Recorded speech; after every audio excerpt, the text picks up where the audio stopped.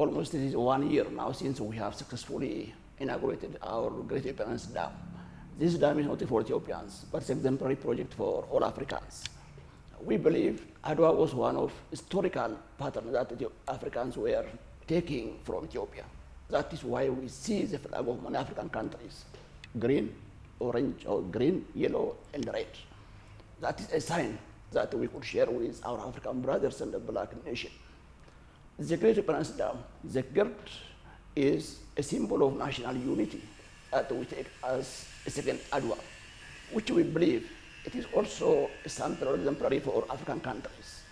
If we go back to the history of the Nile River development, our brothers from Egypt, they have been opposing for years, for decades, Ethiopia not to construct any dam on Nile River tributaries.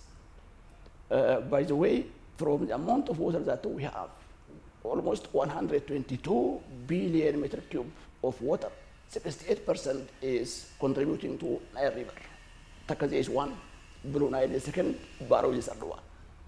The last 10 years, Ethiopia has successfully accomplished building a dam on Blue Nile.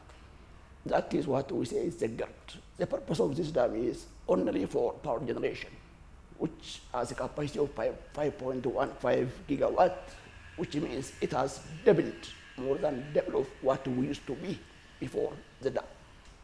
Because of this dam, today we can see, including in Addis and many parts of Ethiopian towns and cities, better electrification, better life, which we are proud. However, it is unfortunate that our brothers from Egypt, they are opposing what Ethiopia has been doing. They are opposing the development that we have done. Ethiopia has been building this dam by our own finance, by our own force, by our labor, our professionals, and our local finance that has been mobilized through the wise leadership we have successfully done. It is pity to hear when our brothers from Egypt, they always accuse Ethiopia as if the dam is hurting them. The reality is not that way. If we remember the last 6 or 7 years, starting from May to September, always they have been creating narration that this dam is damaging, hurting citizens of Egypt, which is not true. The reason why we say so is we have specific examples that we can mention. Because of building of this dam, we didn't hear any problem related to flood in Sudan. Had the dam was not there, for sure we used to have here the same way that we used to hear before, because the international media like CNN, BBC, and Al Jazeera has been broadcasting the danger of flood in Sudan before 7 or 8 years. After the dam, we didn't hear that. This is how Ethiopia is saying we saved the life from Sudan. We saved the life from Egypt too because of this dam. Second point, we are interconnected with East African nations from power. Ethiopia is connected to Djibouti, Ethiopia is connected to Kenya and Tanzania. Even we have been connected to Sudan. Our brothers from the neighboring country has been enjoying this from electrification. This is the real fact that we are having. This year we heard that the Egyptians have been creating narration that the dam has reduced the amount of water in their dams, for example in Aswan, which we say it is totally false and wrong allegations. The last 90 years, we have data record on Sudan border, on Blue Nile. From this hydrology data record, there has been times when we had annual outflow from Blue Nile as low as 26 billion meter cube, which is too small. Then many times about 30 to 36 billion meter cube, which has been occurring at least 1 time per 7 years or per 6 years. This year, as we know, in East Africa, mainly in Ethiopian highland, there is shortage of rain. Because of shortage of rain, we are not having sufficient amount of inflow to the dam. If we don't have sufficient inflow to the dam, we have nothing to release for them. This is the reality they have to know. For sure, they didn't miss this scientific background that there is no sufficient water in Blue Nile or in upstream part of the river. But it is normal for them to create wrong narrations and accusations every time to blame Ethiopia in front of international community. Especially the last weeks, every day, we can see their news, which is trying to blackmail the Ethiopian Rens Dam. The funny thing, when they are publishing the news, they used to post the wrong image of the dam when it was under construction. But they say we are scared of the dam. If it is the real case that the dam is that much ugly as they are putting, I think to scare about it. Of course, Ethiopia has done that by our own financial support, by our own financial source, and by our people, without any contribution from an international community or international partners or donors. So we feel proud to make that done. When we do such kind of development, our intention is for common goal, that is prosperity for every nation in the region, including Egypt as well. But they are always saying Ethiopia is going to hurt them because of the dam, which is not true. So the only way that I really would like to advise our Egyptian brothers is to come to the framework of negotiation and then believe that Ethiopia is a sovereign country. Being a sovereign country means we don't need to wait for blessing of someone, as they used to do in the past for the development of Ethiopia. We have people, we have land, we have resources. So this resource should be for our people. So once we unite in the concept of the Great Barents Dam, which today we have seen that, I think the narrations that they have been putting in the last decades of years is getting crushed now. That is why we are proud of GERD.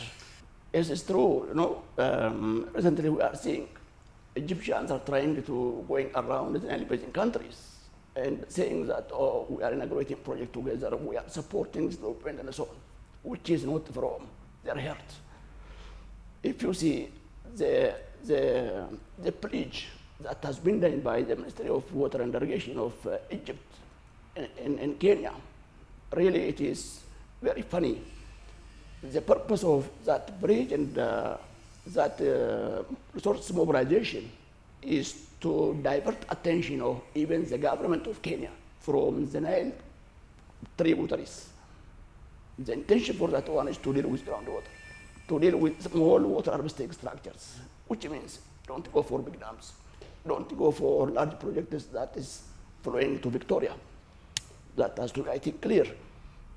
Recently also we have seen in South Sudan, they try to be there, to inaugurate a very small water supply in the village, saying that we have done this, which has nothing to do with Nile development, which is a very minor one.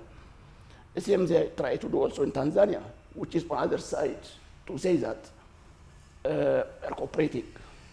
The only thing what I really would like to give them another advice, we are contributing 86% of water to Nile. Investing for Egyptians on any part of the Nile Basin country, it is nothing at all.